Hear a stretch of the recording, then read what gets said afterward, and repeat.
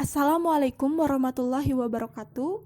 Perkenalkan, nama saya Cucu, kelas 12A. Di sini saya akan mempresentasikan basis data client server. Pertama, saya akan menjelaskan tentang pengertian client server. Pada dasarnya, client server merupakan konsep arsitektur perangkat lunak atau software yang menghubungkan dua objek berupa sistem client dan sistem server yang saling berkomunikasi melalui jaringan komputer maupun satu komputer yang sama. Server akan menyediakan pengelolaan aplikasi, data, dan keamanan data klien. Kemudian, saya akan menjelaskan fungsi dari client server. Instrumen yang ada pada client server pada dasarnya memiliki fungsi untuk penghematan bandwidth serta kinerja yang menggunakan peran server sebagai penyimpanan seluruh data yang digunakan oleh klien. Software klien hanya akan mendapatkan informasi yang diinginkan begitu klien mengakses dengan segera. Saat ini, perlindungan informasi melalui server sudah dapat dienkripsi sehingga memungkinkan klien mendapatkan data yang aman.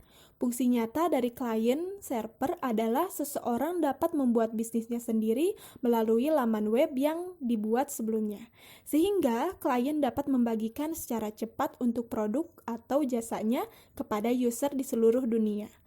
User akan mendapatkan informasi dengan cepat dari browser yang dipakai melalui laman web yang telah dibuat oleh klien. Selanjutnya, saya akan memberikan contoh penerapan client server.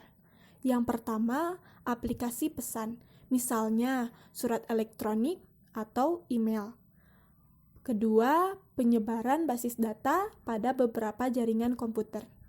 Ketiga, memungkinkan berbagai berkas atau periferal atau pengaksesan komputer melalui jarak jauh.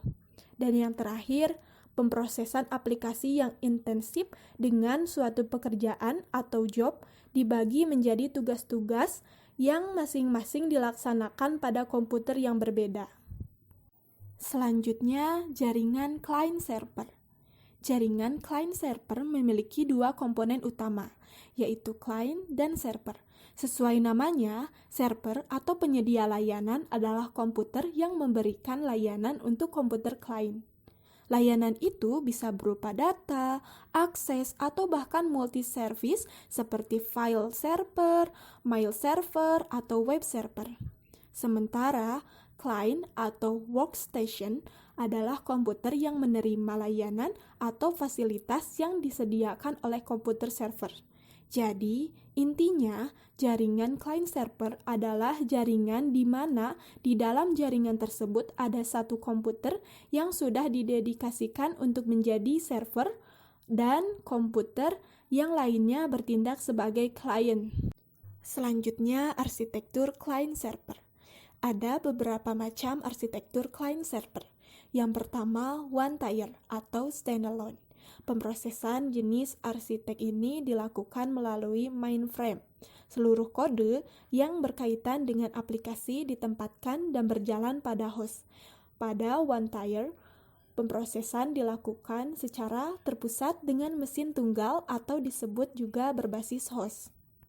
Yang kedua, two tier atau client atau server. Pemrosesan pada arsitek two tier terjadi pada client dan server. Aplikasi ini menghubungkan satu server ke banyak klien dengan sebuah jaringan.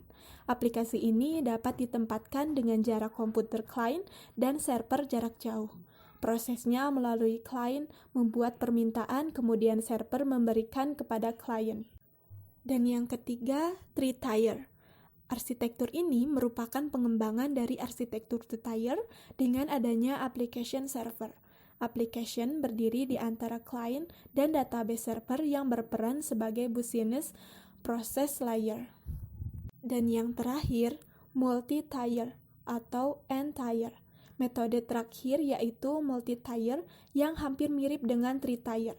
Hanya saja pada metode ini akan dijelaskan mengenai user interface dan data processing.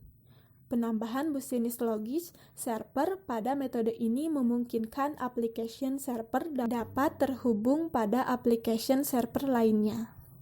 Dapat kita simpulkan bahwa fungsi client-server sendiri berupa pengatur user interface, kemudian menerima dan memeriksa sintak yang diberikan oleh pengguna, proses pengaplikasian hingga menghasilkan database dan menyimpannya ke server.